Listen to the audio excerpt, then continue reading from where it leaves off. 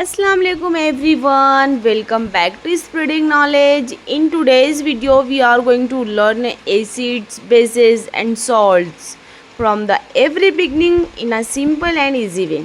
In this chapter we will learn what are acids, what are bases, what are salts, properties of acid and bases, the pH scale, indicators, neutralization reaction, real life examples, important exam points and quick revision.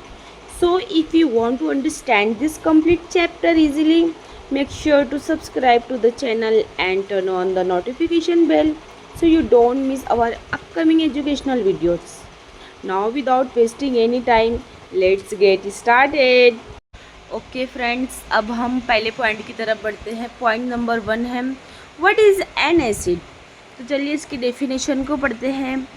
N acid is a substance that release hydrogen icon when dissolve in water. Friends, अब मैं आप लोगों को इसका मतलब समझाऊंगी. Acid ऐसी चीज़ है जो पानी में हल होने पर हाइड्रोजन आयन को खारिज करती है, मतलब H+ को वो खारिज करती है, रिलीज़ करती है. Now you might be wondering what exactly is an acid. Don't worry, it is very simple. Friends, अगर हम सिंपल तरीके से समझेंगे, एसिड ऐसी चीज़ है जो पानी में मिलने के बाद हाइड्रोजन आयन को खारिज करती है, मतलब H+ को रिलीज़ करती है.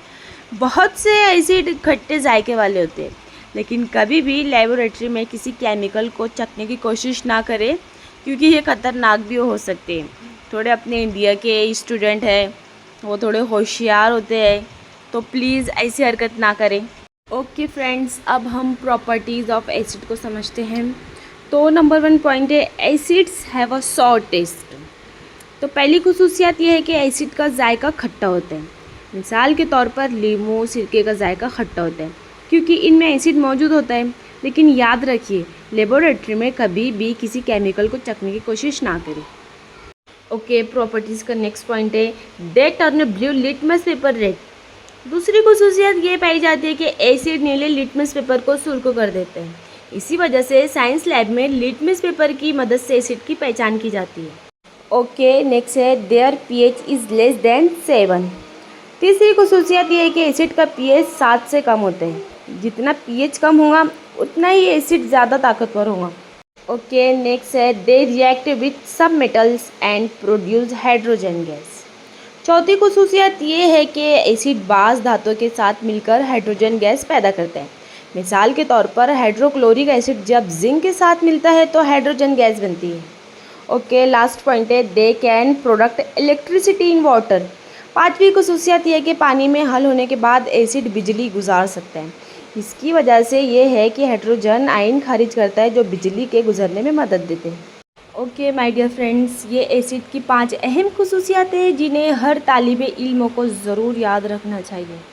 सो friends, we have learn about acids. Now let's move on bases and understand what they are, their properties and their everyday uses. So let get started. Okay friends, अब हम बेस की definition को पढ़ते हैं. A base is a substance that releases hydroxide ion in water and neutralize acid to from salt and water. Friends, इसका मतलब है base वो सब्सटेंस है जो पानी में हाइड्रोक्साइड आयन रिलीज़ करता है और एसिड के साथ मिलकर सॉल्ट और वाटर बनाता है.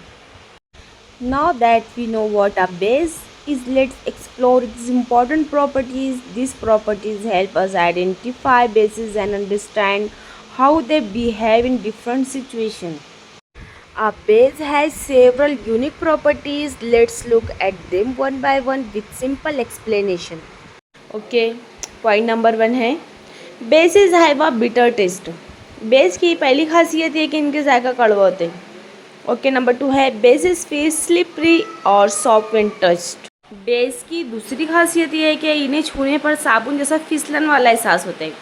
नंबर 3 है basis turn red litmus paper blue. Basis की पहचान एक आसान तरीका लिटमस पेपर है. जब बेस सुर्ख लिटमस पेपर के साथ रद्द अमल करते हैं तो उसका रंग सुर्ख से नीला हो जाता है.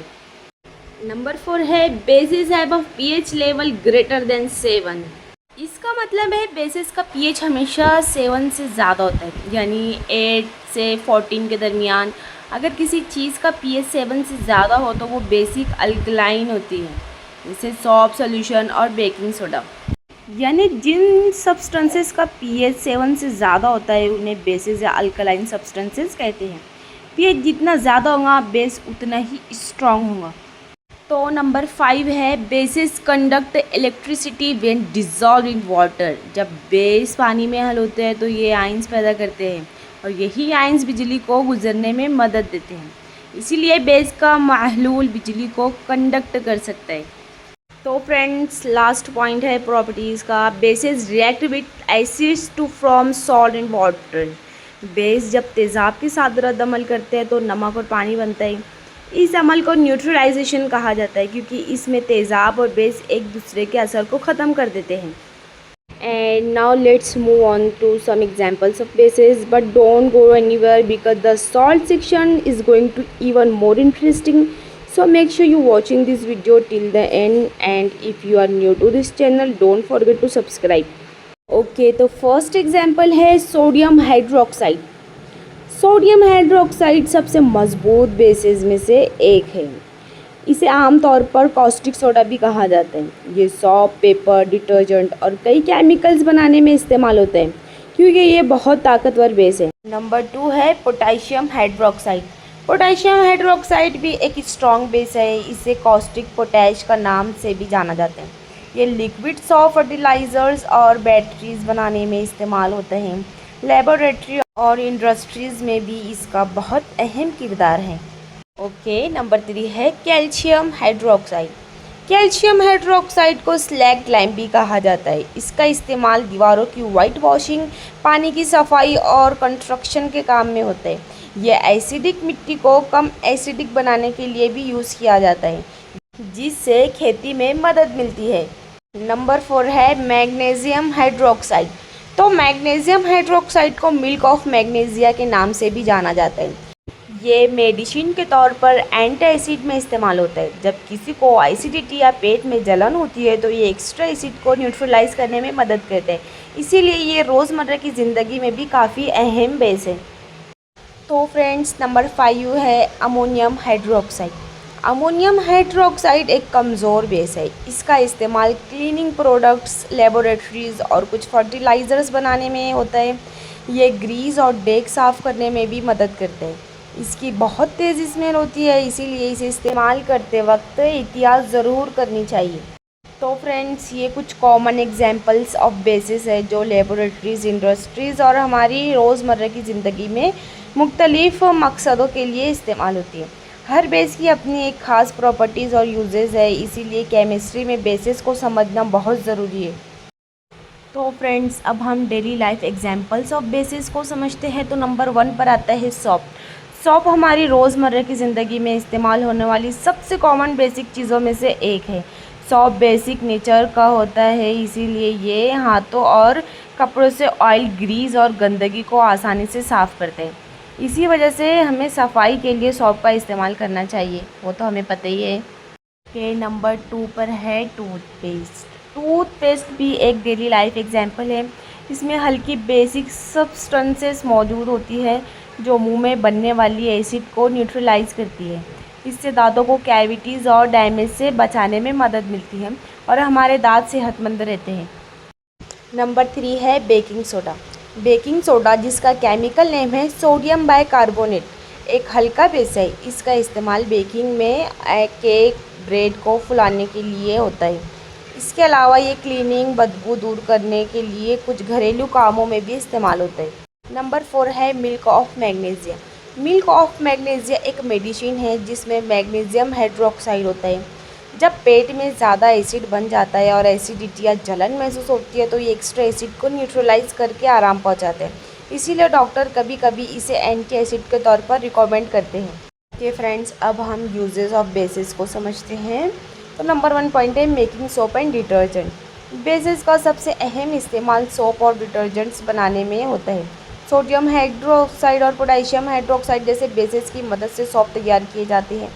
ये सॉप और डिटर्जेंट कपड़ों, बर्तनों और हमारे हाथों से ऑयल, ग्रीस और गंदगी को आसानी से साफ़ कर देते हैं.